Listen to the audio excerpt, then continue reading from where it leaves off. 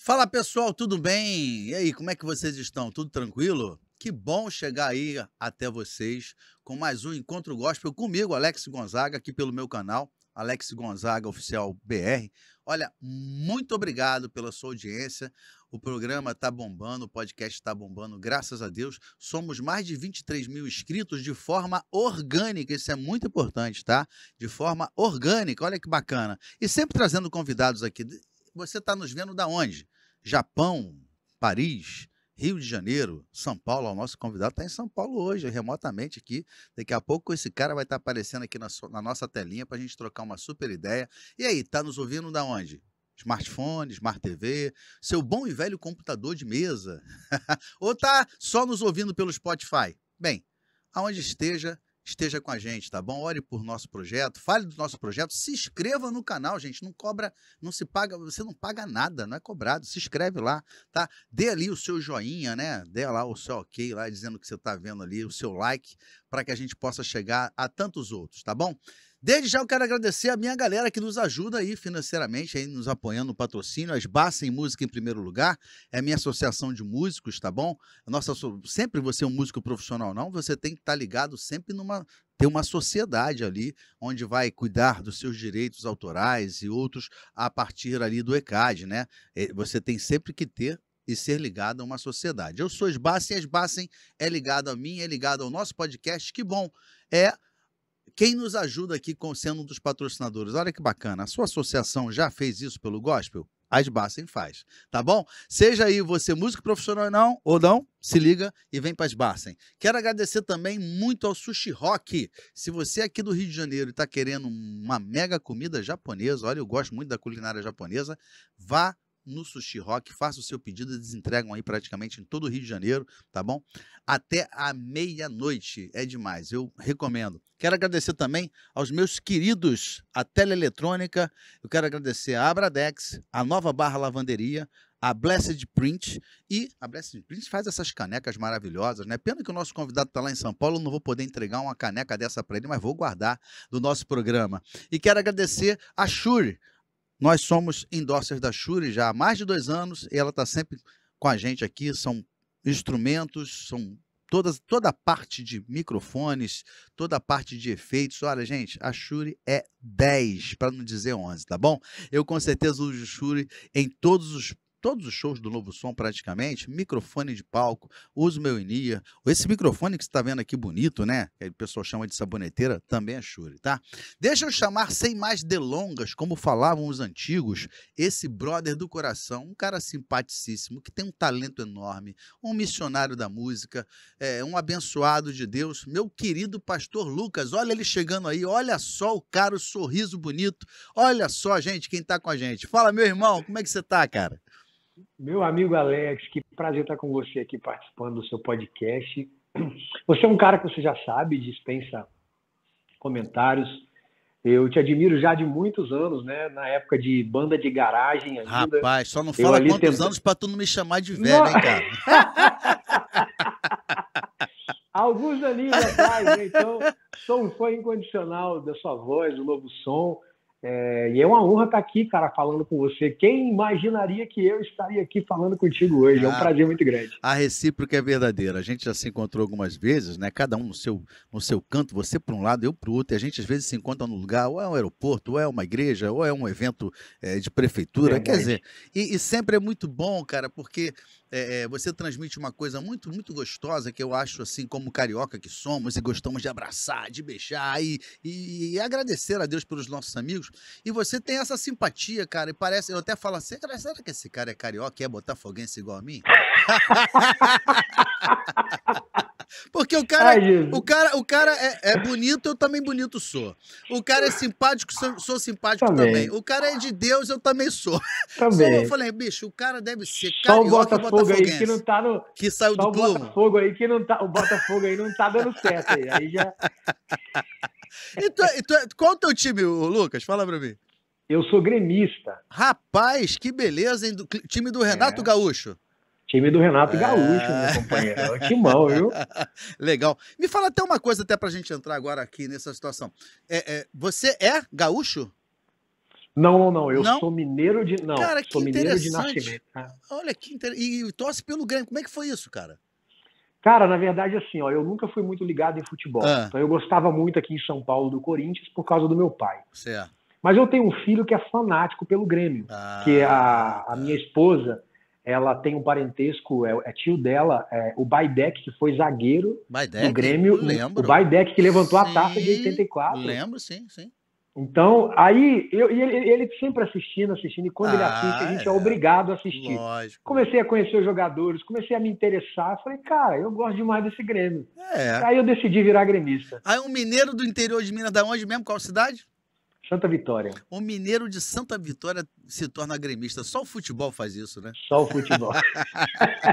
Beijão pro filhão que é gremista aí também. Ah, obrigado, Pra esposa também, para que nós nos conhecemos aqui, obrigado. né? Acho que foi em Campo Grande, né? A gente Foi jantou em junto Campo depois, né? Grande, No culto da Rádio Melodia, não foi, Lucas? no culto da melodia, foi a última vez que a gente se encontrou. Eu ainda Maravilhoso. encontrei o Mito depois disso, né? O Mito eu Mitão, né? encontrei ele. E aí É, fala, Mitão fala demais, né, bicho? Vamos respeitar, né? Não é? mestre do Kung Fu, o homem é fera, viu? E ele ainda fala pra mim, sabe o quê? Além dessa história de mestre Kung Fu, eu ganho no tapa com ele, entre aspas, só fazendo cosquinha na barriga. Ele morre na hora. Ele vem com aqueles movimentos de Kung Fu e tal. Eu faço só assim, ó, na barriga Já dele. foi.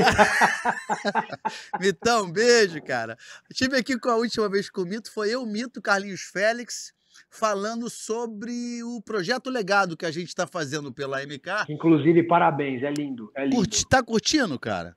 Pô, mano, aquela vibe da sanfona, do novo É, som, quem imaginaria, né? Que lindo, foi uma mudança radical. E a Marina, na que época, fez lindo, a. cara. A Marina falou: Cara, eu preciso de um projeto assim. Vocês topam? A gente falou: Cara, como é que é isso? Como é que é?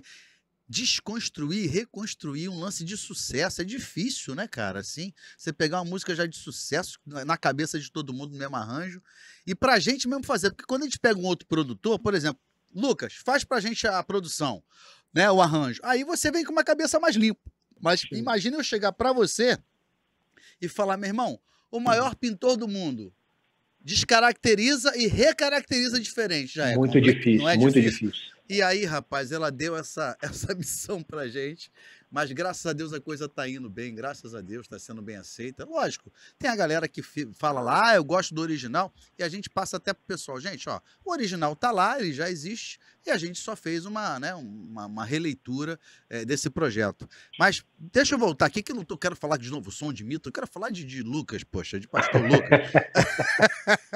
Me fala uma coisa, cara, e como é que estão as coisas, como é que foi? Eu não sei se o pessoal já sabe, né? Mas como é que foi a vida do Marcos Lucas?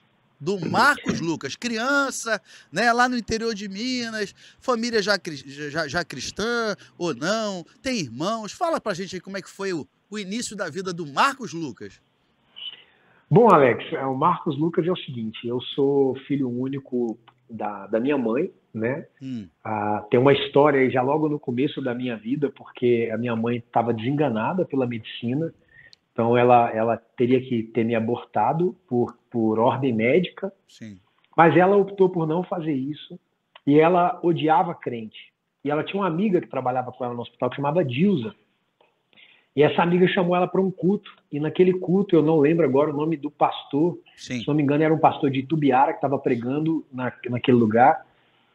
E aí, nesse culto, o pastor começou a falar, a revelar no final do culto, dizer, tem uma jovem aqui dentro, assim, assim, assim, assim, e mencionou sobre a gravidez e sobre a escolha de Deus de me escolher no ventre da minha mãe para servi-lo. Rapaz. E minha mãe, foi ali que ela se converteu, foi ali que ela se entregou a Jesus, e a vida dela começou. Quando eu nasci, eu já muito cedo, logo nas minhas primeiras consciências, nas minhas primeiras consciências, eu tenho a imagem da igreja, né? Eu lembro da igreja, eu lembro do altar, eu lembro dos músicos. Eu era aquele menino que estava ali tentando batucar na bateria, mexer na guitarra, mexer no contrabaixo, né? Eu ficava ali perturbando a vida da banda da igreja, sempre envolvido, e eu cresci dentro desse cenário. A gente teve um período. Minha mãe conheceu, então, o meu padrasto, né, que já partiu para o Senhor. E ali nós tivemos uma vida bem difícil. A gente saiu de Santa Vitória, foi para morar numa olaria aliás, antes nós moramos numa roça que era perto dessa olaria. Sim. Meu pai teve que fazer casa de forquilha, né? Forquilha de madeira, tudo que pegava ali mesmo do mato. Eu me lembro, eu já contei esse testemunho, eu me lembro dele fazendo bancos, indo de trator buscar as pessoas para culto. Ali na roça, né? Que bacana. Então, eu cresci dentro desse ambiente. Logo depois mudamos para a olaria, que era lá perto. Sim. Então, escola era difícil, comida era difícil. Eu já trabalhava muito novo, né? Ajudava meus pais muito novo a fazer tijolo, quando era na roça, a plantar cana. Então, assim, desde muito cedo, vivendo nessa labuta. E ainda muito novo, viemos para o interior de São Paulo. E a vida começou ali também, dessa mesma forma, difícil. Eu tive que parar de estudar para ajudar meus pais em casa, trabalhar com meu padrasto, né, na parte de construção civil. E eu cresci dentro desse cenário. E dentro desse cenário, ouvindo o Novo Som. Né? Que bom, cara, que legal. Jovem já ouvia Novo Som. A banda vai fazer esse ano aí 36 anos. Você tá com que idade, Lucas? Eu vou fazer 40 esse ano. Então, dentro dessa geração. Eu era um jovem. Cresceu, né? Eu conheci o Novo Som nos meus 14 para 13, 14 anos. Foi quando eu conheci. E chegou a ver algum evento do Novo Som aí em Sampa, não teve essa oportunidade? Eu nunca tive essa honra. Eu, assim, quase que a vida toda, eu assisti um show na minha parte de adolescente e jovem. Né? Eu assisti um show que marcou a minha vida, que foi importante para mim, que foi um show do Matos Nascimento na cidade de Limeira, lá no Limeirão. Maravilhoso. Eu já contei isso para ele, inclusive. É mesmo? Que foi o cara que me fez cantar. Foi o cara que eu olhei e falei, eu quero ser isso. É mesmo? Eu quero... Bacana, cara. Eu era bem novinho. Foi o único show, assim, na minha adolescência, perto da juventude, da infância até a juventude, que eu assisti. Talvez até pela dificuldade financeira às vezes, de ir que não fosse aberto, né? Coisas assim, né? Exatamente. Perfeito. E aí me fala, aí ajudando o seu pai, né? Já adolescente, jovem na área de construção civil, a paixão da música crescendo, né? Obviamente, e obviamente frequentando já, creio eu, ali os grupos musicais das igrejas onde vocês eram membros e tal. Quando você viu que você tinha um chamado para o ministério de música especificamente, quando que o Espírito Santo foi lá no teu ouvido, no teu coração e falou, ó, vai por aqui porque Deus que te quer aqui, você tem talento para isso e você tem que colocar seu talento aí na obra de Deus. Tem aí mais ou menos uma data ou uma experiência específica desse chamado? Posso falar Lucas, né? Para não ficar pastor. Lucas, tá. Pastor Lucas, não, pode me chamar de Lucas. Então, alguma coisa nesse sentido, Lucas? Assim, um momento especial ou um tempo especial onde esse chamado chegou? Alex, eu acho que ele se fundiu com o sonho, né? Sim. Começou, mas talvez esse sonho já era, né? Como José, né? Deus plantou dentro dele sonhos que estavam conectados com o propósito que ele seria. Então ele já sonhava com o governo quando ele ainda tinha mente de menino. Perfeito. Naquele momento eu tenho absoluta certeza que ele não tinha a mínima noção do que se tratava. Sim. Né? E só o tempo foi se fundindo essa coisa. Então eu também tive a mesma coisa, eu tive esse sonho, porque assim, a gente estava até conversando no bastidor, você disse que sempre foi do Rio, né? Isso. E o Rio é um lugar que a música sempre foi muito viva, a cultura, o show, tudo muito acessível, né? O interior é diferente. O interior, Alex, é assim, ó, a gente, por exemplo, eu gostava Novo Som, eu gostava Ron Kenoly, eu gostava muito Matos Nascimento, vários, Aline, toda essa galera. Você é um cara, assim, musicalmente bem eclético, né? Perfeito. Muito eclético. Por exemplo, quando a gente sabia que Novo Som, algum grupo que a gente gostava, ia lançar um disco, parecia um evento, a gente ia na livraria, já reservava, porque senão eles compravam uma quantidade e logo vendia, e a gente queria ouvir fresco. Sim. A gente pegava o disco, né? Sentava para ouvir, lendo ficha técnica. Oh, que delícia esse tempo de Cara, ficha técnica, irmão. Puxa, De repente reunia até a galera, né? Exatamente. Exatamente. Então, assim, era meio que um evento você receber um disco novo. Era a única forma que a gente tinha, era o contato que a gente tinha com a música. E o ambiente do culto. Sim. Então, ali, eu fui me apaixonando, fui me desenvolvendo. No começo, eu não tinha técnica nenhuma para cantar, eu não tinha uma habilidade de afinação boa. Então, isso foi se desenvolver na igreja, foi o laboratório perfeito, onde eu pude falhar, onde eu pude errar, onde eu pude crescer, Certo. né? E a coisa foi acontecendo. Na minha juventude, eu me tornei ministro local da igreja e eu tinha essa paixão por música, né? Essa coisa de querer ser cantor e tal. E aí, por volta do ano 2000, mais ou menos, eu comecei a escrever.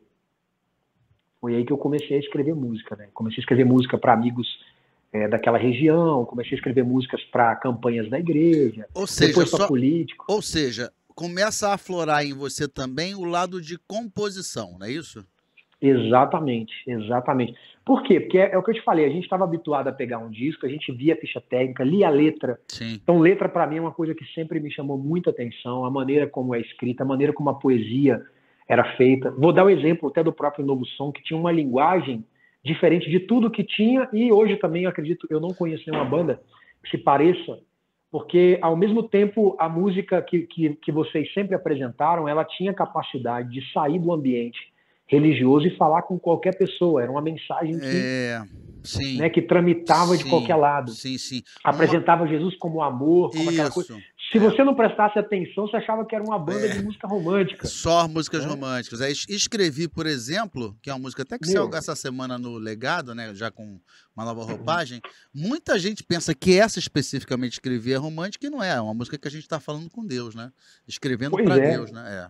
É uma, então, uma linguagem romantizada, pessoal, mais ou menos isso, né? Uma coisa também mais acho que é poético. É poética, né? É romântico, é poético, não é uma coisa assim feita, você percebe que é uma coisa bem construída, que tem uma intencionalidade ali atrás de traduzir. Então, assim, eu cresci nesse ambiente. Então, em 2000, começo a escrever músicas, mas ainda nem imaginava, né? Sim. Era muito distante a ideia de ser um cantor famoso, era distante a ideia de ter um cantor famoso gravando uma música minha.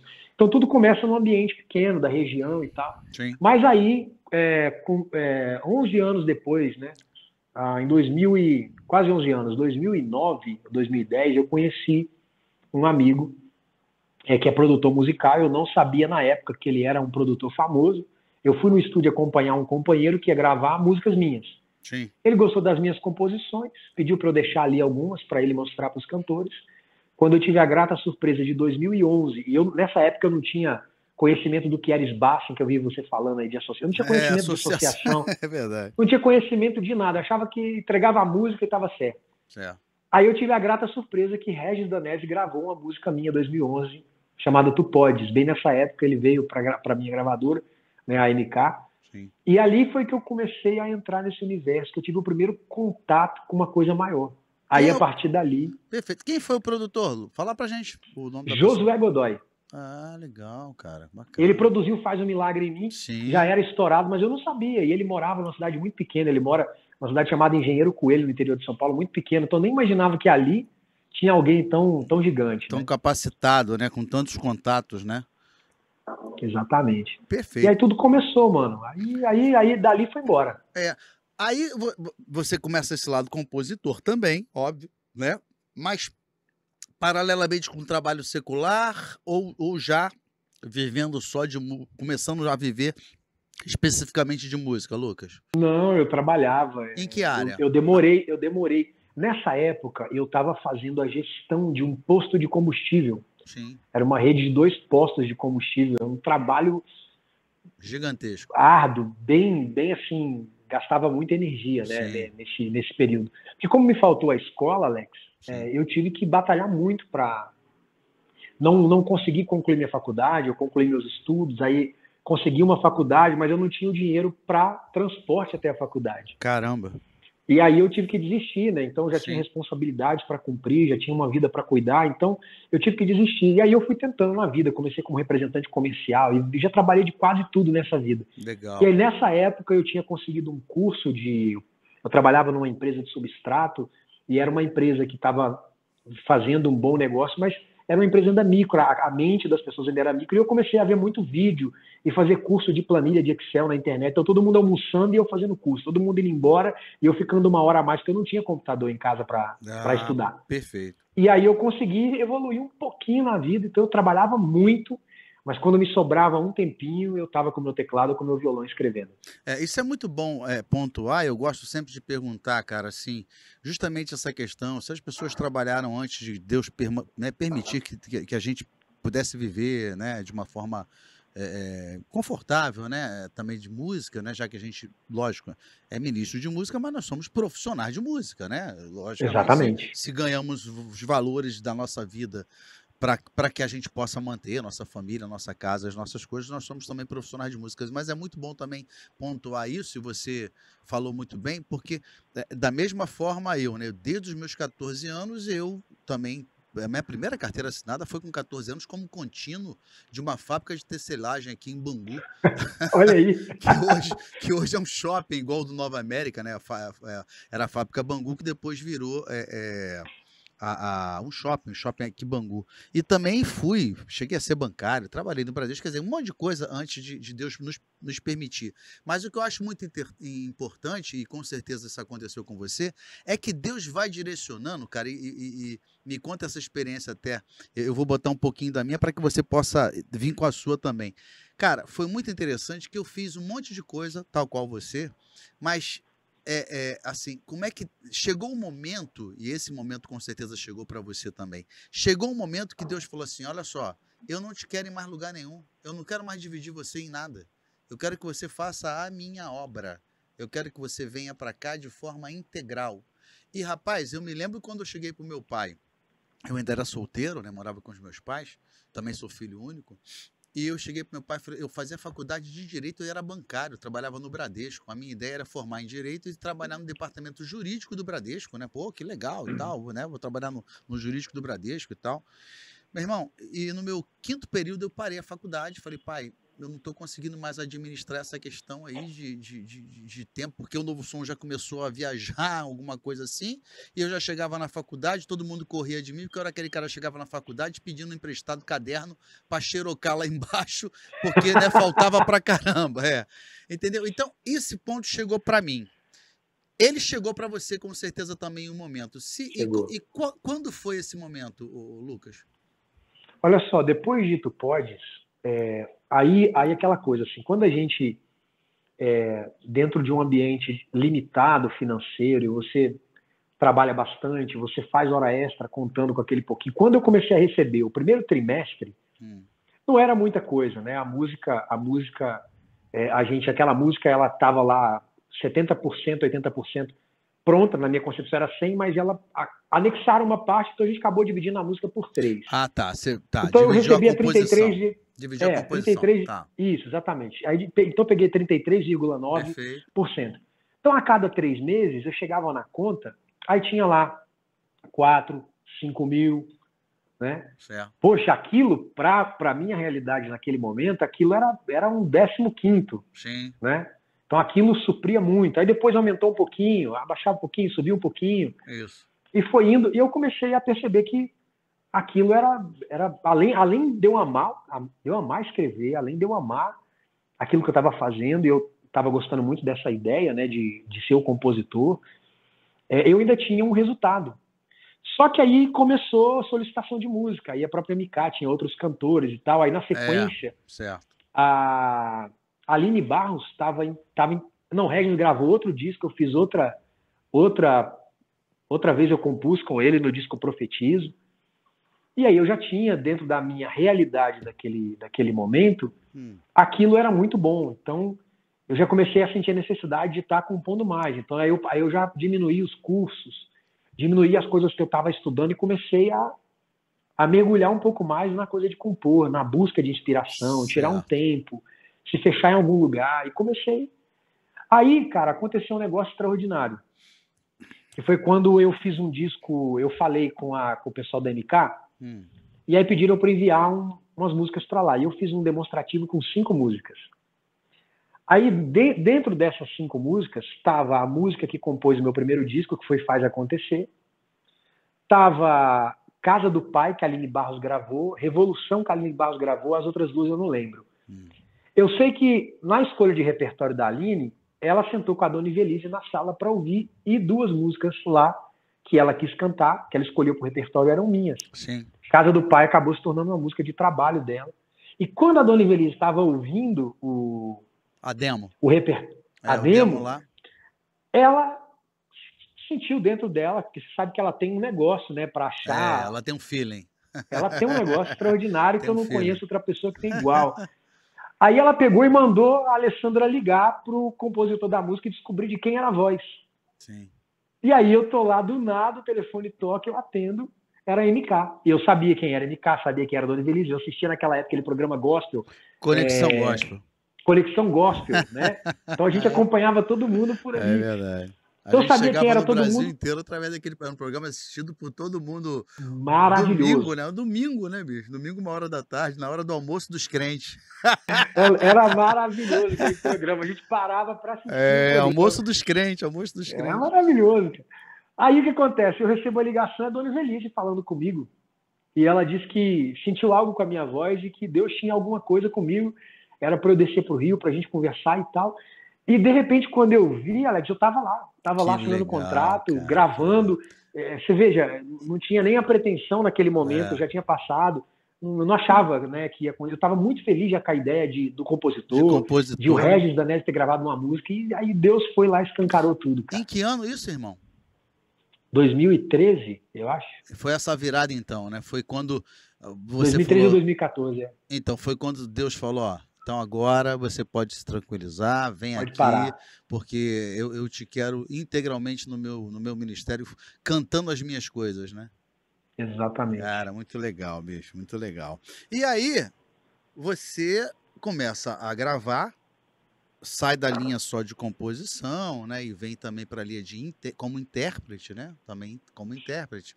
E como compositor e intérprete. Isso aí, logicamente, que financeiramente dobra os ganhos, né? O que é perfeito, o que é mais do que natural. Mas aí eu te falo, quando você começa também a ser intérprete, né? A ter um nome artístico, né? Assim, específico, né? Como cantor, solo. Para onde você começa a desenvolver o teu ministério a nível de estados? Foi primeiro ali regionalmente ou você já começa a desenvolver um ministério muito de vários estados, em montes de lugares do Brasil? Como é que foi? Foi um estouro logo? Ou isso demorou um pouquinho para ter essa continuidade? Não, demorou um pouquinho. Primeiro que você imagina, eu completamente cru de todo, porque assim, as pessoas pensam que esse cenário de estar cantando é só chegar lá e cantar. Não, tem muita construção né, em torno dessa coisa do cantar, de gravar um disco. Isso. Tem um universo de construção em volta, né? Você fala, por exemplo, eu não sabia quem podia cuidar das minhas agendas. Sim. Não sabia, eu não tinha nem rede social direito. Como é que eu ia fazer isso? Né? Acabei, no começo eu assinei com o escritório errado, eu fiquei 6 meses sem cantar em lugar nenhum, com um disco rodando. Então, foi um começo muito difícil. Tá. E pouca gente falava, né, sobre isso, como fazer, como não fazer. E aí então, eu comecei a vir algumas vezes para o Rio, por conta de programações na gravadora. Era culto, tinha culto da 93 na época. Culto da 93, isso. Aí começava outras programações de gravação ali, alguma coisa que fazia, e eu estava bem nessa transição do analógico para o digital, mas não era ainda 100% digital. E aí meu primeiro disco não aconteceu. A Dona Invelise um dia chegou lá e falou, olha, tá aqui o contrato, você tinha que vender X mil cópias, e eu vendi ali 60% daquela ideia, né, daquela quantidade, e ela falou, olha, não aconteceu, pelo contrato eu posso te mandar embora, mas eu sinto que a gente tem que tentar mais um pouquinho. Legal. Foi quando eu lancei meu segundo disco, que é o disco Esconderijo, e que tem a primeira música que estourou no Brasil todo, que foi Deus de Detalhes. Sim. Quando essa música aconteceu, aí a coisa começou a andar. Então eu vinha muito para o Rio, aí eu tive uma amiga que me levou para um evento muito grande, que era a Geração Forte da Quadrangular, lá em Belém do Pará. Quando eu cantei naquele evento, boom, aí a coisa deu uma proporção, explodiu no estado do Pará, comecei a ir lá com muita frequência. O estado que eu menos cantei nesses 10 anos de carreira, acredite se quiser, é o estado de São Paulo. Aqui no Rio, eu não sei se vocês têm esse ditado, né? Se o Brasil tem esse ditado. Aqui no Rio a gente fala assim, casa de ferreiro espeto de Espeto pau. de pau. É isso aí mesmo. Isso acontece, né, cara? Você vê no teu estado, aonde você tá aí, né? Pode falar o teu É, estado porque você tá acomodado aí em São vivo aqui Paulo. desde pequeno. Então, e aí, cara, você vê, né? Isso é muito. Mas é normal. Isso às vezes acontece, ainda bem que o nosso Brasil é grande pra caramba, né, cara? A gente tem aí fora também possibilidades para, às vezes, passear e sair também um pouco do país.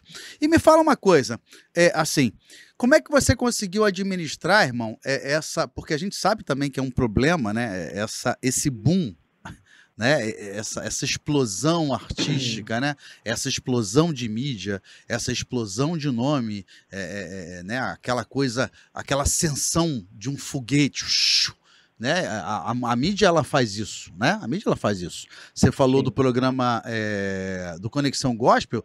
Eu me lembro quando a gente lançava uma música no Conexão Gospel, tinha lá um especial ou um álbum, né? Álbum tal do novo som. E isso aconteceu com todos os outros artistas da gravadora. Meu irmão, na segunda-feira o escritório explodia de telefonemas, né? Para marcar agendas e tal. Não foi com certeza diferente de você.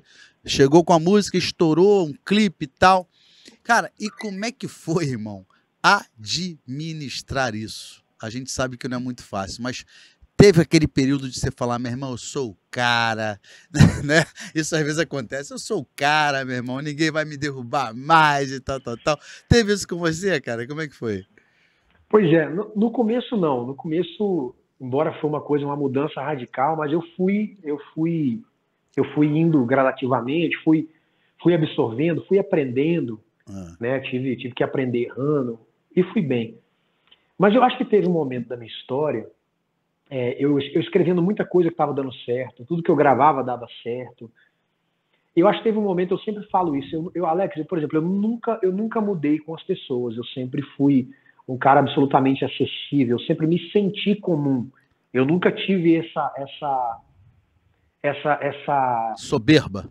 essa soberba É, eu sou um artista, vocês perfeito. estão aí embaixo, eu estou aqui em cima. Eu Eu, nunca eu, tive isso com posso as pessoas. eu posso confirmar isso pro pessoal, tá, gente? Não é papo aqui de podcast, não. É um cara super acessível, super simpático, e não é comigo ou com a galera do meio, é com todo mundo. Vi na igreja lá quando a gente esteve junto, né? Tua simpatia, o teu carinho. Tá, gente? É esse cara aí mesmo. Obrigado. Uhum. Não, cara, sempre me senti assim, normal, sabe, Alex? Sim. Nunca me senti diferente quando isso aconteceu. Eu continuei me sentindo o mesmo cara. Mas eu acho que dentro do meu coração, eu tive algum momento dessa história que talvez eu tenha sido arrogante com Deus. Sim. Porque chega uma hora que eu acho que eu me apropriei demais do que ele me deu e achei que era minhas músicas, minhas composições, né? Eu fui me envolvendo tanto com isso que eu acabei me afastando um pouco do ambiente pessoal com ele. Né? Perfeito. E existiam também situações à minha volta que dificultavam tudo, que tornava tudo difícil. O cenário não era favorável. Né? Embora eu estava crescendo, mas o cenário não era favorável. Então, eu acho que teve um momento que eu acabei me tornando arrogante com Deus nesse sentido de me apropriar do dom, achar que era minha capacidade, né? Achar que era algo que eu construí sozinho. Então, acho que nesse momento o Senhor teve que puxar minha orelha, me ajustar, né? Porque não é uma tarefa fácil você administrar isso. A gente, todo dia, a gente lidar com a nossa vida artística, você sabe disso, ela é uma montanha russa, né? Sem dúvida. Períodos que a gente está A nossa totalmente lá em vida, né? cima. A nossa A vida, vida é né, assim. Lu? A vida é assim, A né? vida. É. A vida é assim. Então a gente tem que lidar todo dia com essa ideia, né? De entender quem você realmente é. Tem que todo dia conversar comigo mesmo, entender quem eu sou. Às vezes os números me pegam, às vezes os números não me pegam. Às vezes você quer tentar ver onde você está, às vezes você não quer ver onde você está, quem você é nesse cenário, qual a sua relevância ou não. Certo. Então, essa é uma coisa que todo dia eu tenho que lidar com isso, sem perder essa essência de quem eu sou, de quem ele é, e que ele que fez tudo isso. E às vezes ele é quem abre as portas, ele é quem fecha as portas, né? Ele que faz as estações. Né? Então a gente, dentro dessas estações emocionais, essas estações ministeriais, Sim. ter essa consciência de que Deus está no controle não é uma tarefa fácil.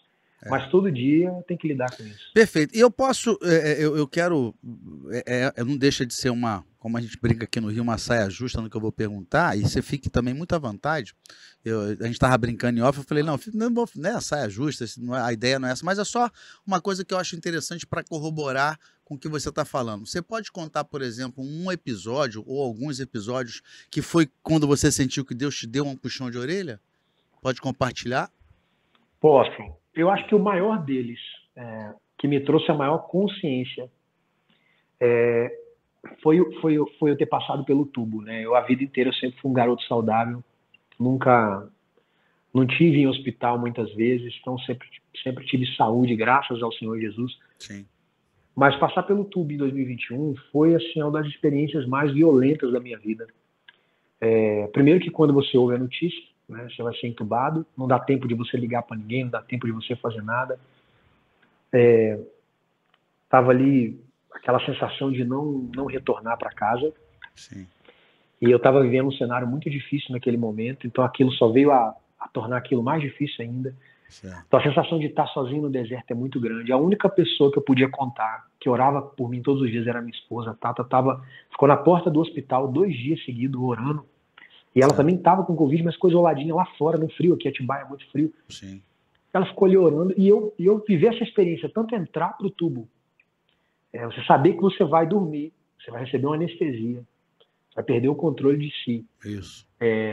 E não sabe se vai acordar. Esse foi meu primeiro choque. Eu tinha acabado de lançar uma música, Alex, há 6 meses antes, chamada Medo.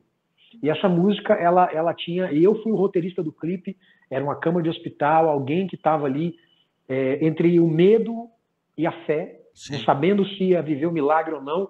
E o clipe gira em torno disso enquanto pessoas estão orando por ele. Perfeito. O clipe chama Medo, né? E aí eu me vejo exatamente nesse cenário. E o interessante é que naquela hora eu passei minha vida toda na igreja. Eu, como todo mundo, tive erros, tive acertos. Mas naquela hora, quando eu me vi e pensei, e se eu não voltar? Aí aconteceu algo comigo que não deveria acontecer, né? O medo de não ser salvo. Naquela hora é como se o inimigo viesse ali e recortasse, fizesse um trailer da sua vida, não um filme, Sim. um trailer. Recortasse os seus piores momentos, te apresentasse para assistir. Sim. E faz com que você se sinta completamente indigno. Sim. Né? E eu sofri um medo violento. E eu me lembro de ir no meio daquele desespero, e assim, a noção de tempo não dá para saber, mas deve ter sido tudo muito rápido. Sim. Porque ali eu estava para ser entubado, e eu falei, Senhor, olha, eu vou apagar. Eu não vou ter mais controle sobre o meu corpo, e eu não sei o que vai acontecer. Não posso confiar... E não é nem bíblico, né? Eu confiar que você salvo porque eu acertei mais ou errei mais. Mas só o teu sangue. O teu sangue no Calvário. É por ele que eu vivi a vida inteira errando ou acertando, mas eu vivi a vida inteira para o Senhor. Então eu me entrego nas suas mãos, que o Senhor decidir, está decidido. Caramba. E eu, naquela hora, me lembro até de ouvir uma voz assim, muito nítida, dizendo, meu filho, eu te lavei no meu sangue, não é sobre o que você fez, é sobre o que eu fiz. Eu descansei meu coração. Caramba, glória a Deus. E dormi, cara. E dormi. Enquanto isso, Tata ficou na porta do hospital orando, lutando pela minha vida. E eu tinha 7 dias de mínimo de prescrição médica, mais Deus para assinar o milagre, para dizer que era ele, que não era o bom resultado dos medicamentos ou do maquinário pelo qual ia ser entubado. Em 2 dias e meio, eu fui entubado. Aí como que isso aconteceu? Aí a parte forte.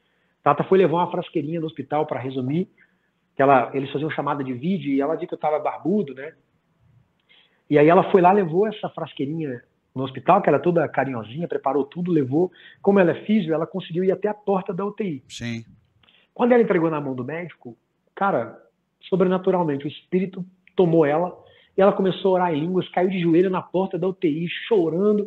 O médico ali de um lado assustado, chamou segurança para tirar ela, os seguranças, tudo crente, começaram a orar com ela na porta da UTI, aquele mover. Moral da história, o médico, no dia seguinte, falou para ela, olha, precisei acreditar no que eu vi ontem. Normalmente a gente diminui o bloqueador muscular, vê como é que está a reação do paciente, para então tirar a sedação. Exatamente, é uma ele sequência. Falou que ele chegou lá. É uma sequência. Foi. Ele falou que ele chegou lá e ele desligou o bloqueador muscular e ficou me observando. Porque o que ele viu no dia anterior não era. Eu não sei o que aconteceu, na verdade, para ele. Sim. O que ele ouviu, o que foi.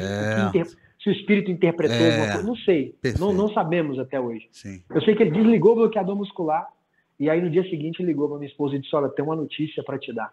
O pulmão do seu Marcos, né, que eles chamam pelo primeiro nome, o pulmão do seu Marcos voltou a funcionar. Se tudo der certo, hoje à tarde a gente vai estubar ele. Caramba. E aí foi uma série de experiências. Deitado numa cama de fralda, sem poder se mexer. Sim. Então, uma reconscientização da vida absurda. Que a gente não é nada, né, irmão? Nada, nesse momento a gente não é absolutamente nada, né, cara? E eu fico vendo, Marcos, assim, eu imagino lá o médico falando, cara, esse cara é aquele cara, né, bicho, como é que é? Mas ué, e o Deus dele, como é que fez? Mas tá, mas aqui tá o Marcos. Ah, mas ele não é o pastor Lucas lá, aquele nome lá que ele assina lá Cara, eu imagino a cabeça do médico, porque com certeza o médico sabe, a equipe médica ali, o pessoal sabe, né, quando você é um paciente que é conhecido. E eu imagino a cabeça do cara, quando ele olha isso e fala, meu irmão, o Deus que o cara canta é aquilo mesmo, não é papo não. Não é porque o médico, não todos os médicos, lógico, mas normalmente, eu conheço um pouquinho da área de medicina, para quem não sabe, um detalhe só para você entender, a minha ideia original era ser médico e eu fiz no meu segundo grau, junto com o meu segundo grau, um curso técnico. Aqui no Rio ofereciam, né? Você fazia o segundo grau e escolhia um técnico. Eu fiz técnico de enfermagem, cheguei a estagiar 2 anos em hospital, sendo técnico de enfermagem, esperando fazer prova para medicina no vestibular. Então, eu convivi com muitos médicos no hospital onde eu fazia estágio. Olha que interessante. E eu pude ver ali que os médicos, muitos são céticos quanto à questão de Deus. Muitos são céticos. Tem uma mente científica, né? Exatamente. Eles são ligados ali na questão científica e tal. Então, às vezes eu fico, como é que esse médico, não sei se depois você teve contato com ele ou família, mas como é que ficou a cabeça do cara ali sem entender absolutamente nada, né, irmão?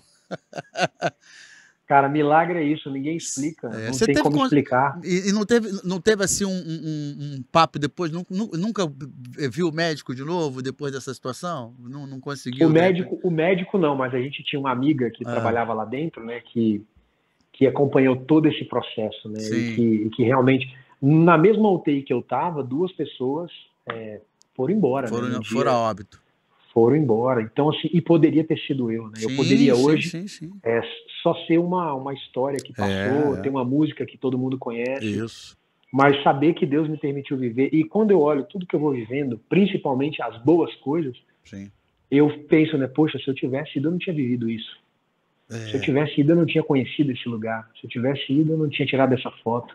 Né? Então, cara, é muito forte. Cara, eu tive uma experiência dessa com a minha mãe, né, cara? A minha mãe também, no final de 2020, ela pegou Covid e também ficou aqui no Hospital do Unimed, entre hospital, UTI de Covid, ficou entubada 9 dias, ela foi entubada dia 28 de dezembro, do dia do aniversário dela. Deus já nos deu esse presente, mas ela ficou ali quase 3 meses ainda de recuperação, né? E a gente pôde também viver e vivenciar um milagre que é da mão de Deus guardando, né? Da mão de Deus falando assim, olha só, exatamente o que você comentou, não é o médico que decide, lógico que eles estão ali orientados por mim, né? São pessoas importantes, lógico, de forma alguma tirando isso da medicina, né? Da ciência, que também é muito importante, mas a gente entendendo que a ciência ela tem um limite. Né? A medicina tem um limite. A partir daquilo ali, cara, é só Deus mesmo, né? Me dá só um segundinho. Faz o favor para mim, Ed. Meu telefone tá ali pertinho e tá no alarme. Aí tá de repente entrando aqui Pega para mim esse telefone, só para eu tirar aqui o alarme, porque ele pode estar vazando aqui. Mas pelo que sim, pelo que não, senão ele vai ficar aqui. Devem ser as cobranças do mês, né, cara? Começa o princípio do mês. Princípio do mês, o bichinho começa na agenda começa a apitar. Tem que pagar isso, tem que pagar aquilo. Então deixa eu tirar um pouquinho aqui, só um minutinho. Então, cara, assim, deixa eu desligar aqui. Aí, como é que foi essa recuperação depois? Você, logicamente, tinha te dado uma pausa, isso foi na época da pandemia, né? Obviamente, 2021, ainda a pandemia. E a tua esposa trabalha? Ela que ficou segurando ali, ela trabalha? Como é que foi isso? Não, ela não estava mais Para exercendo. segurar. E como é que foi essa questão financeira ali? Foi uma administração da Cara, esposa, da olha família? que loucura. Nossa Fala. última conversa, antes de eu ser entubado, Ah, eu tenho lá no meu bloco de notas, né, sim, as minhas senhas, tudo sim. certinho, e a gente divide tudo, mas por garantia eu falei, olha, então tá aqui, eu tô te passando isso, isso e isso, Lógico. cuida disso aqui pra mim, cuida daquilo ali. Isso. Opa, sumiu todo mundo aí, gente. Sumiu? Ei? Sumiu aqui? Sumiu todo mundo aí. Aí, voltou. Voltou? Tá me Voltou. ouvindo? Mas tá me ouvindo? Não, tô ouvindo, tudo certinho, voltou. Voltou também, geral? Então, beleza. Tem problema. O ao vivo é assim mesmo. Nossa, como eu falei, a tecnologia. A tecnologia. Mas fala, aí você Alex, estava dividindo com ela as coisas, as senhas, né? Para ela ficar ali antenada. A última conversa foi essa, né? Ela tá aqui, tá tudo ali, aquilo ali, acontece isso, aquilo ali. Um mapeamento total de tudo. Né, na época, a minha mãe era minha responsabilidade também, os filhos. Então, ó, tá aqui, ó, amorzinho, cuida, eu não sei o que vai acontecer. Cara, foi uma conversa tão triste. Você lembra disso, amor? Foi uma conversa, assim, terrível.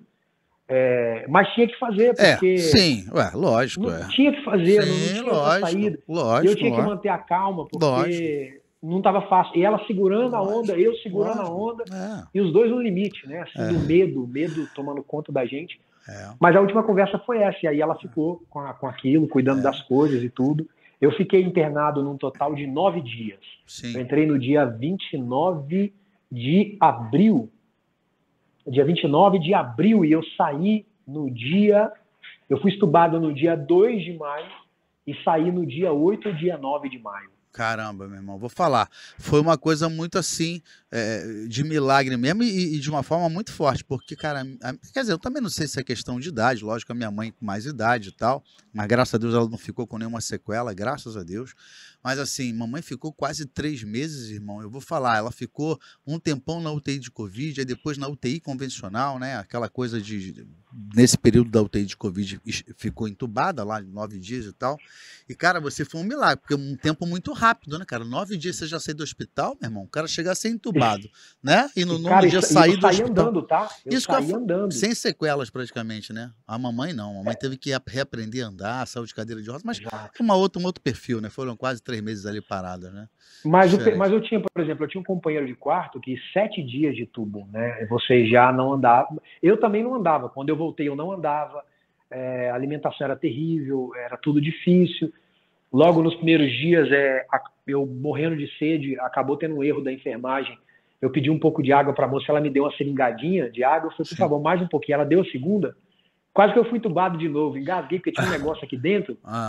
E aí o médico deu-lhe uma bronca, mas eu não sabia. E ela também talvez não se atentou a esse detalhe.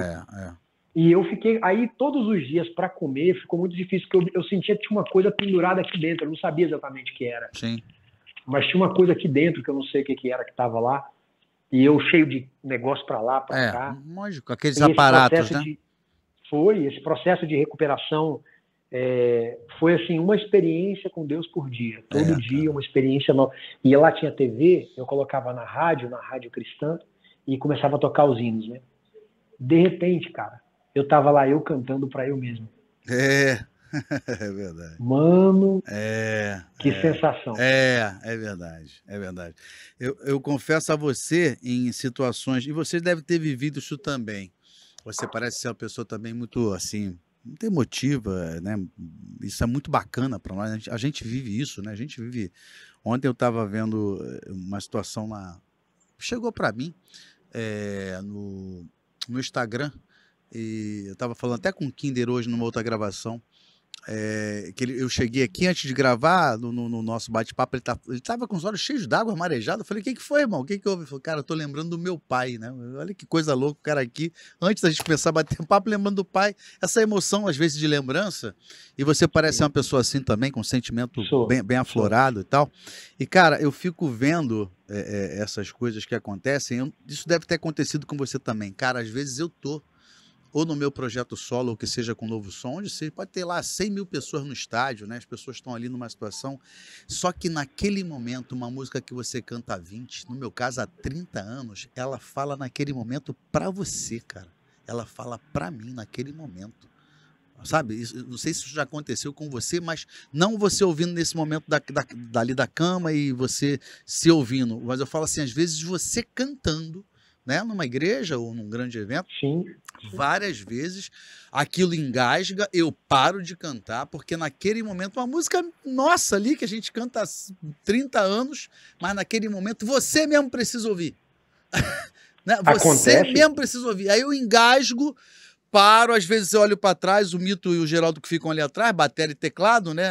A formação de banda, bateria e teclado mais para trás. Então, às vezes, eles olham para mim e veem eu ali dando uma engasgada. Ainda bem que o público conhece e o público canta, né? Tipo assim, menos mal. Exatamente. Né? E para mim, você imagina, para mim, sou o compositor das músicas que eu canto. Então, eu já registrei essa música, já pus ela no papel debaixo daquele sentimento. Não, né? Porque eu não tenho sensacional assim, de fabricar música. Então, eu tiro ela das minhas experiências. Sensacional. Pode ver que as minhas músicas são sangrentas. Sensacional, né? São sensacional. Momentos de dor. Então, quando canta aí. Eu ainda vou ter o privilégio aí de gravar uma composição sua, porque eu acho lindas, né? Acho assim, muito edificantes. E uma coisa que eu acho muito legal na tua composição, assim. Como eu falo, não é um elogio barato, mas é sério, é que você tem uma coisa que eu gosto demais, cara, que hoje tá meio que perdida, a gente vai entrar até nisso, quem sabe a gente começa a ficar um pouquinho com a corda no pescoço, como a gente fala aqui no Rio, mas é importante também a gente falar sobre isso. Cara, as composições hoje estão tão vazias, sabe? E você é um cara posso falar da nova geração, né? Você é de uma geração intermediária, né? Mas você não é da geração O Chip, exemplo, né? dessa galera nova, né? Você é de uma intermediária. E você não perdeu essa essência de letra, cara. De letra com linhas de mensagem, mas de uma forma poetizada, bonita, de uma forma que você fala de uma forma direta ao coração das pessoas, mas com uma letra inteligente. Não é aquela coisa como a gente chama aqui, é uma coisa enlatada. Ah, tá bom, Entendi. Então aqui tá bom, é isso que eu vou... deu certo, eu tô ganhando dinheiro e tá bom isso aqui. Você é um cara que sempre ousa. E por isso que eu falo que um dia, eu acho que eu ainda vou... porque eu sou muito difícil de pedir, de falar a composição com alguém, porque eu gosto de alguma coisa com conteúdo, cara. A gente tem mais de 30 anos com letras de conteúdo na nossa vida ministerial, muita letra né, boa. irmão? Então, meu irmão, não dá pra sair gravando qualquer coisa, como eu falo, porque isso que chega de coisa pra gente, você imagina, uma de letra, de música, isso aqui é pra vocês, isso aqui é pra vocês, e a gente olha e fala, não, isso é extremamente vazio. E aí, por isso que eu falo, né? Um dia eu ainda vou, com certeza, falar, Lucas, tô esperando aqui uma coisa para mim ou para o Novo Som, que seja, e eu não tenho dúvida que vai ser legal. Porém, o que eu queria te passar, dentro dessa linha que eu tô falando, é exatamente isso. O que você tá achando, Lucas, o que eu posso falar? Eu vou falar, não é que você esteja assinando e você vai ter oportunidade de falar. Eu assino hoje assim. Hoje há uma pobreza musical, não só no meio cristão, no meio secular também. Eu ouço música secular, eu ouço um monte de música, eu sou músico, sou profissional, gosto de música americana, ouço, estudo, né? Cresci ouvindo, nossa, bandas absurdas naqueles anos 70, 80, 90, que era o auge de tudo nos Estados Unidos, na Europa, aqui no Brasil, e até da nossa música cristã, né? A partir do Rebanhão, aquela revolução de tantas bandas, né? De uma nova concepção musical, saindo um pouquinho dos nossos hinários e cantores cristãos, aquela coisa, a harpa cristã, que são maravilhosos, os hinos eu amo, tanto que o meu projeto Canções Eternas Canções, eu tenho hinos de hinário, de cantor cristão, mas eu falo assim, a gente conseguiu se libertar também um pouquinho disso, órgão, teclado, órgão, piano e coral, né? E hoje, cara, eu vou ser sincero para você, Alex, eu vejo um pouquinho essa pobreza musical. Como é que você vê o cenário musical hoje, dentro da igreja, e se quiser também falar fora musicalmente aí fora da igreja? Como é que mas vamos dentro da igreja. O que você vê hoje aí? Eu acho um pouquinho enlatado, você não acha, não? E fica à vontade para falar. Cara, eu também combino do mesmo pensamento. Aí, assim, no começo disso, eu via isso de uma forma bem mais negativa, né? Porque realmente você não encontra mais riqueza de letra, de mensagem, você não encontra... Tem canções que são famosas hoje, que elas são 3 histórias diferentes dentro da mesma música, Sim. né? O cara começa a falar uma coisa, daqui a pouco ele fala outra coisa que não tem nada a ver, fala outra e dá certo, ok. Mas assim, eu comecei, a minha crise acabou quando eu descobri, assim, para mim, né, isso clareou. Eu entendi que o meu chamado sobre escrever e cantar, eu canto para pessoas. Sim. Eu não canto para Deus, né? Essa linha worship tem essa ideia, né? E assim, eu creio que isso tem um propósito. Lá dentro da igreja é maravilhoso. Lógico, tem um propósito. Óbvio. Mas o problema é que assim, Deus não precisa ouvir nada para ser Deus. Se ele ouvir algo que o elogie ou não, não muda quem Deus é, ele não tem sentimentos sobre isso. Mas as pessoas... Ele é o eu sou e acabou, né? Acabou, mas as pessoas precisam ouvir, né? Paulo falou, como que eles vão ouvir se não tem quem pregue? Né? Então, eu sinto já há alguns anos essa ausência dessa música que a gente canta, que tem um contexto que eu posso chamar de evangelístico. Por exemplo, né? Quando vocês cantam, ei, não fica assim, solidão, né? É isso. Poxa, você está comunicando a alguém, né? Você está entrando na história de alguém, no sofrimento de alguém, na vida real das pessoas, que é muito dura. Perfeito. E trazendo uma linha de esperança, e tudo isso tem uma construção muito bonita, né? Agora, quando você pega esse cenário agora, e assim, de verdade, não é uma... É uma crítica, mas não é uma crítica, porque eu entendo que Deus tem o seu propósito. Lógico, com a música perfeito. atual. Tem lá o seu, é uma colocação, não é uma crítica, é uma colocação tua. Perfeito. É uma colocação. Então, eu também enxergo do mesmo modo, tanto no secular quanto em algumas ramificações do secular, né? Não são todas. Tem assim, por exemplo, eu percebo que ainda existe muita letra boa ainda na musicalidade do pagode. Eu vejo que ainda tem muita coisa boa em algumas músicas, né, mais... não é mais MPB ali, mantém aquela... Sim, uma qualidade na composição, na linha melódica, perfeito. Tem tudo, melodia, construção de arranjo, você vê detalhes, né? A música internacional também tem muito isso. Mas aí quando você vai para outros segmentos, hoje, por exemplo, no secular, e tá vindo para o gospel também o trapper, né? Que é uma música que a galera coloca uma batida, é diferente daquele rap que a gente ouvia antigamente, que era um rap que tinha sua crítica social, né, que tinha uma ponderação violentíssima na questão de letra. Hoje não tem mais. Tudo ficou tão comercial, né, a ideia de vender, e é isso que você falou. Você tem que plantar um milho e colher, demora muito, é melhor enlatar. Você faz em produção, em linha de produção. Então eu sinto que os arranjos, né, você ouve, eu coloco uma playlist, cara, às vezes eu não consigo escutar. Mais do que 15 minutos. Tem que trocar. É verdade. Ó, vou te contar uma muito interessante. Eu tive, no período de 90 a 93, eu fui coordenador e diretor artístico da Rádio Melodia FM aqui. E pude ali, né, conviver. Depois tive um programa na rádio, Canções para Sempre, que era um programa tipo esse podcast, onde eu recebia a galera aqui, batia um papo, trocava uma ideia. Só que como era rádio, a gente também executava algumas músicas no bate-papo, né, do programa. E aí acaba que eu fiquei muito conhecido com outros coordenadores e diretores artísticos da rádio do Brasil inteiro, porque a gente trocava ideias e tal, e até hoje são meus amigos ali, falam comigo. Você acredita que às vezes, cara, eu acordo, eu ligo o celular, aí tá lá no meu WhatsApp, fulano da rádio lá de Minas, tal lugar, sei lá, exemplo. Aí fala assim, fala, meu irmão, como é que você tá? Tudo beleza? Tranquilo? Alex, tem alguma coisa nova para mandar pra gente, cara? Porque, meu irmão, a minha grade musical tá de 7 da manhã até as 19 horas antes de entrar a hora do Brasil. A mesma coisa, irmão. Eu não tenho nada de... Só mudam os nomes, mas a concepção musical é a mesma coisa.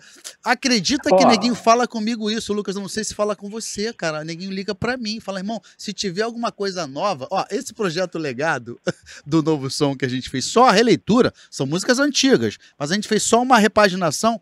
Meu irmão, tá tocando direto nas rádios aí, sabe por quê? É música nova? Não, mas pulou na grade. É um bálsamo. Pulou na grade, a gente chama, na rádio a gente fala que pulou na grade. Pulou na grade da rádio, irmão. Olha que loucura. Mas, ó, Alex, você sabe que, por exemplo, se você observasse, assim, nós tivemos, por exemplo, num cenário recente agora, vamos falar de uma coisa bem recente. Sim. Recentemente, Jefferson Sueli gravou uma música que falava de arrebatamento, que todo mundo cantou aquele trechinho, os cantores replicaram as igrejas, mas a igreja, né, será arrebatada e tal. Aí o que acontece? Você percebe que automaticamente uma sequência de gravações depois dela, tá todo mundo querendo falar de arrebatamento.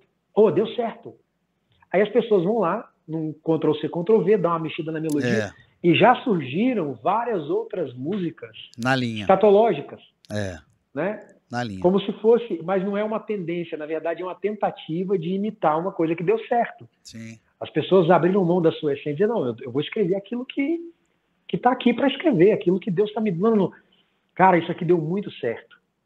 Vamos tentar replicar. E aí eu poderia citar aí umas 7 músicas que eu conheço que saíram na sequência, a galera tentando repetir a linha de composição da questão da escatológica. Sim. Um pouquinho antes disso, a gente viu, por exemplo, uma música subir, que era alívio. Aí depois disso, muita gente começou a compor música na tentativa de fazer um alívio, refrigério. Isso. Sabe? E eu percebo que é isso que acaba acontecendo dentro do nosso mercado. Então, quando a música worship, né, veio lá a ideia, a cultura dos Estados Unidos, Inglaterra, né, onde lá Coldplay, né, que talvez seja a matriz de tudo isso. É verdade. A galera trouxe, né, uma coisa lá dentro do cenário do culto, é maravilhoso, é muito legal, aquela ambientação e tal, aquele pad eterno, né, aquela coisa muito legal. Só que pra gente que é músico, né, eu falo, todo baixista que não é se for um bom baixista, se for um bom tecladista, se for um bom guitarrista, se for um bom baterista, com certeza tocar esse estilo é um tédio, porque você não tem transição entre nota e outra. Você tem uma única batida, você não tem contratempo. Ali, três batida, poucas notas. A batida de bateria é tribal pra caramba, bem tribal, né? Bem tribal. Tribal, cresce, volta.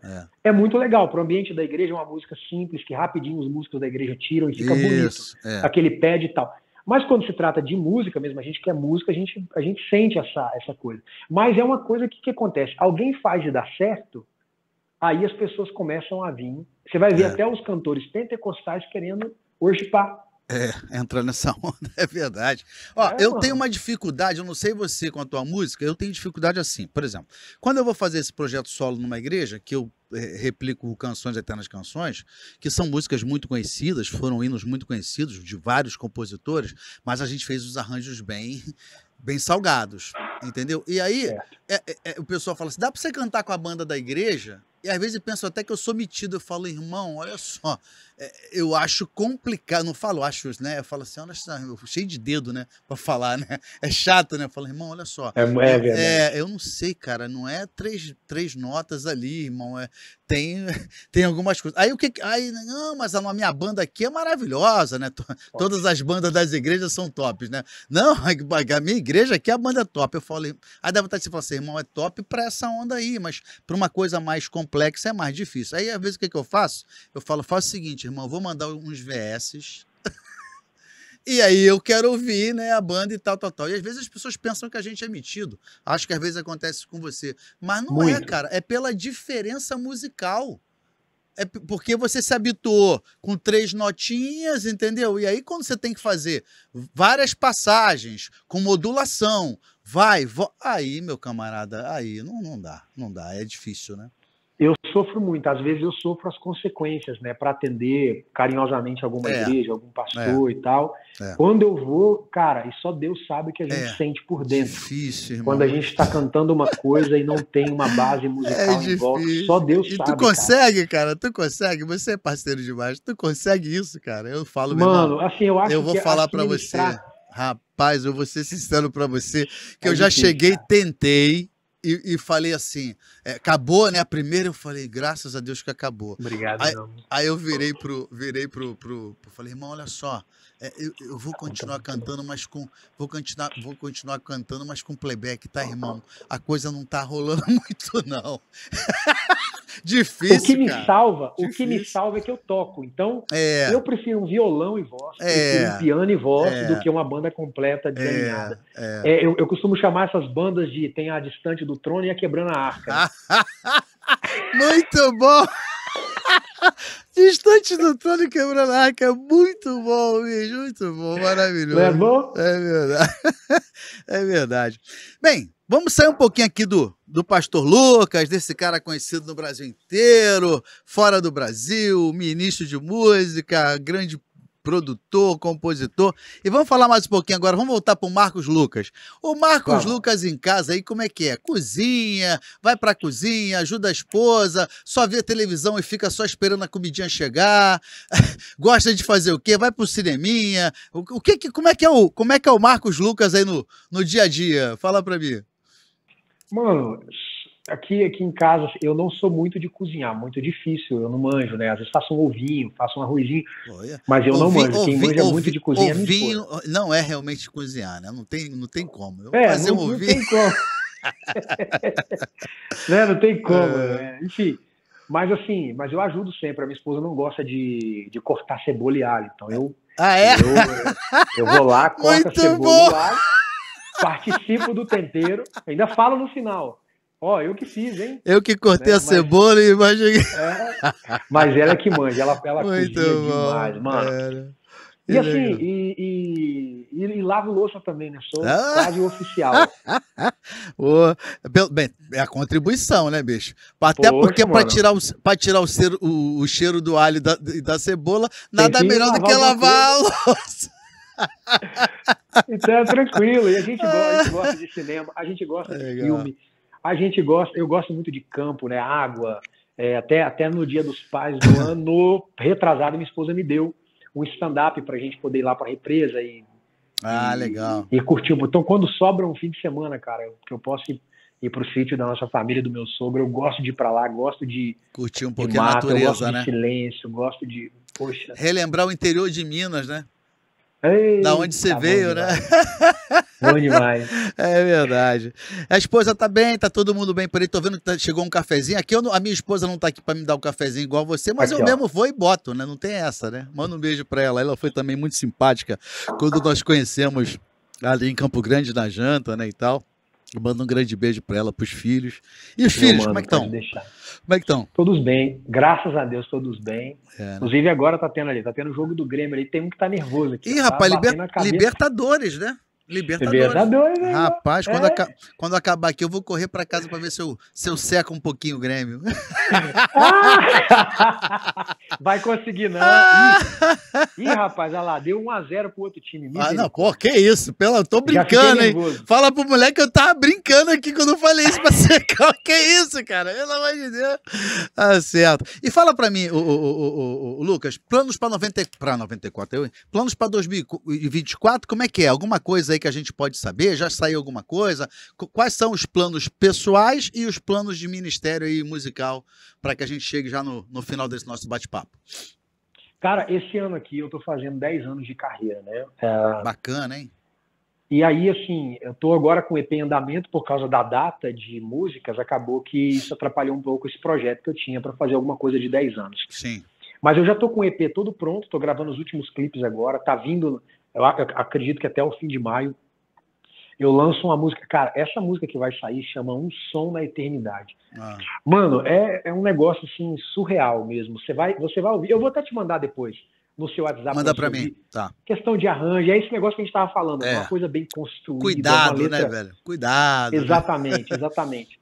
E quando a gente grava isso, eu não gravo isso. Claro que eu quero que dê certo. Né? Lógico. Mas eu não gravo isso com essa essência, né? Sim, então lógico. O que eu quero realmente é fazer um trabalho que me dê orgulho. Lógico, é isso que eu realmente quero fazer e que deixe o Senhor feliz. Então eu tô agora terminando esse EP. Eu já lancei 2 músicas do EP que foi Indesistível e Quando os Joelhos se Dobram, que foi uma parceria com o Tom Carf. Então agora faltam as próximas 3 que estão chegando, então até o fim de 2024 Eu entrego esse EP e aí o próximo projeto é ao vivo. Aí eu vou dar uma mexida. Eu estou ouvindo muita coisa. Quero dar uma mexida na minha estrutura musical. Que maneiro. Quero dar uma renovada nas coisas. Quero dar uma, sabe? Eu sinto de dar uma... Mas dentro da minha linha, sem perder meu propósito, minha essência. Lógico. Dá uma maquiada, né? Diferenciada ali, numa coisa aqui ou outra, né? Perfeito. Tá bom, cara. Olha, eu quero desde já ir agradecendo aí o teu carinho, agradecendo aí o tempo disponibilizado. A gente teve alguns problemas técnicos, a gente era para ter gravado um pouquinho, né? Antes, era para você estar já vendo o jogo do Grêmio com o filhão aí, né? Mas acabou que entrou, né? Mas que bom porque eu estava muito a fim de trocar essa ideia contigo. E, cara, quero desde já agradecer. Quero que você deixe, logicamente, as tuas redes sociais, o pessoal que vai entrar em contato. Hoje não precisa nem dar o telefone, mas também se quiser dar, fica à vontade. Mas entrou na rede social, tem lá os contatos, né, o Lucas? Tem lá. A galera me acha fácil. Colocou PR Lucas Oficial, vocês me acham nas redes sociais, me acham nas plataformas digitais, me acham no YouTube. Tem o meu canal também lá, cheio de novidades, cheio de coisas novas. Perfeito. De vez em quando alguém se depara com as minhas pregações lá também. E a gente vai se movimentando nesse universo digital, né, que é um desafio para nós, né, Alex? A gente que veio da época do telefone de girar da avó, né? Rapaz, nem fala. Lembra disso? Lógico que sim. Lógico que sim. Óbvio que sim. Santo Deus. Eu tava um dia desse andando pelo meu bairro, eu moro aqui no Recreio, e eu gosto muito de andar no bairro, andar nas ruas. Eu saio daqui, quando eu vou à praia, que é raro, mas às vezes eu dou um pulinho na praia, eu saio andando por dentro daquelas ruas ali arborizadas. Eu gosto de curtir essa onda, porque eu venho também de um bairro aqui de Bangu, onde a gente andava descalço na rua, aquelas coisas, né? E achei um orelhão. Lógico que não funcionava mais, mas acredita se quiser, se você e o pessoal de casa vão rir. Eu, logicamente, peguei o telefone na esperança de ele ainda dar linha, irmão. Falei, será que isso ainda funciona? Lógico que a chance era zero, mas sei lá, né, irmão? Eu peguei, falei, cara, aí eu tirei uma foto, mandei pro grupo da minha família, falei pro meu moleque, aqui ó, orelhão onde eu ligava e tal. Tinha um orelhão ainda lá, cara, em pé aqui no Recreio. Não deve ter mais, já tem um tempo, eu moro aqui já há mais de 25 anos. Mas, cara, eu quero te agradecer o carinho, desejar sobre a sua vida bênçãos de Deus, na sua vida ministerial, na sua vida pessoal, na sua vida musical, né? Para sua família, né? Isso também abrange a sua família, sua esposa, seus filhos, seus ascendentes, seus descendentes aí.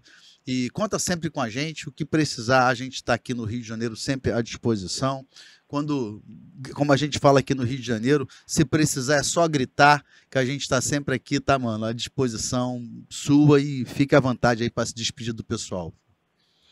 Bom, meu amigo Alex, uma honra, obrigado por esse bate-papo. É um privilégio de verdade poder conversar com uma lenda da música cristã. Eu ia te falar isso durante a nossa conversa, então não deu, vou falar agora. Eu acho que Novo Som assim, é uma referência tão gigantesca, porque desde que eu conheço vocês, eu nunca vi no nosso cenário cristão, nem na época de vocês, quando eu conheci o Novo Som, né? Sim.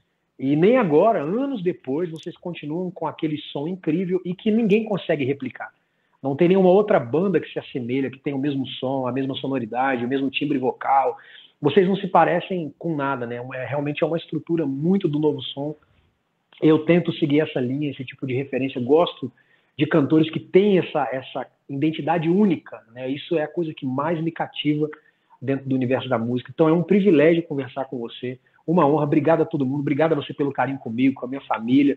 Deus abençoe você sempre também. Eu espero que Deus nos dê a oportunidade de encontrar mais vezes. E se rolar esse lance, que é muito difícil compor para Novo Som, não é fácil, como eu acabei de falar. É uma sonoridade muito única, que Deus prepara da gente estar junto, escrever alguma coisa. Vai ser um prazer. Isso, falar com o Brasil todo, né? Vai ser lindo, né? Vai ser um prazer. Beijo no seu coração, mano. Da mesma forma que a gente se encontra aí, não só nos aeroportos, igrejas ou shows da vida, mas assim que eu passar perto de Atibaia, ou você passar pelo Rio, vamos tomar um café ou comer alguma coisa, vai ser um prazer. Tá bom, querido? Um beijo grande, beijo pra você mais uma vez, uma boa noite. E ó, Deus te abençoe. Beijo grande. Beijo grande, Deus abençoe. Obrigado. Valeu. Agradecer a você também, que esteve com a gente aqui, se cara de Deus, uma pessoa maravilhosa, uma simpatia, o pastor Lucas, né?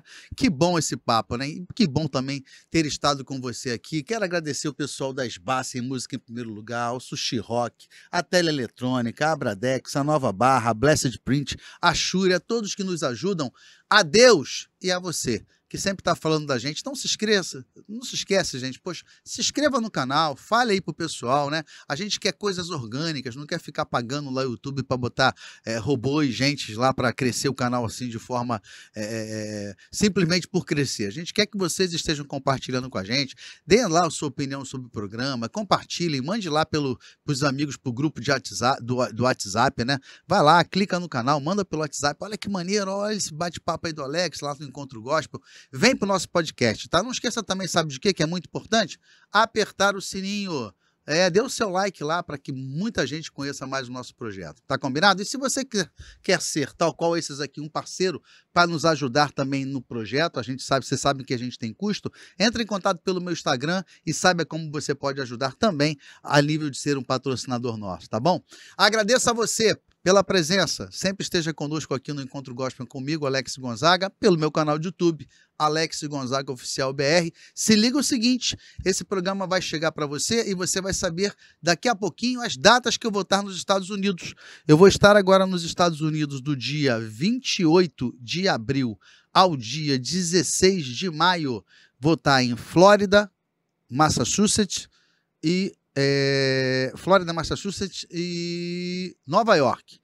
Ainda temos ali, são 8 eventos que eu vou fazer, ainda temos 2 datas vagas. Entre em contato, vai lá no meu Instagram, você que mora nessa área, e pega o nosso contato para quem está fazendo a nossa agenda, que é o pastor Demetrios, que mora ali em Orlando, né, na Flórida.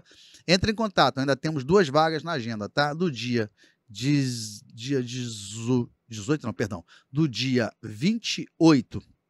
de abril, 28 de abril desse mês, e a gente vai estar lá até o dia 17 de maio. Então, você que queira fazer uma agenda comigo no projeto Canções Eternas Canções, não é o Novo Som, sou eu no projeto solo, entre em contato com o pastor Demétrio, vai lá no meu Instagram, né, no meu Instagram oficial, que tem lá o contato do pastor Demétrio, tá? Então, esse mês a gente ainda se vê, e obviamente em maio, na Flórida, em Massachusetts e Nova York, tá bom? Um beijo para você, Deus abençoe, obrigado pelo carinho.